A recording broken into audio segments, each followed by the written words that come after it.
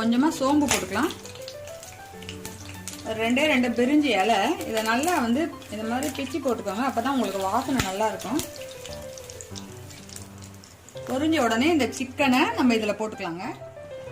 இப்போ இதுலேயே நம்ம 2 ஸ்பூன் மிளகுத்தூள் போட்டுக்கலாம்.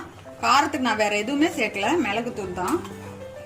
அதனால நல்லா 2 ஸ்பூனு இல்லை 3 ஸ்பூன் கூட போட்டுக்கலாம்.